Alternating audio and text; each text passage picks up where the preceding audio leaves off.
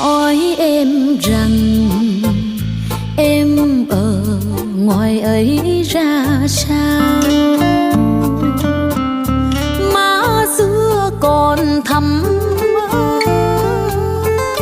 còn thắm hoa đào, mắt xưa còn xanh màu biếc, nụ cười có đẹp trăng sao.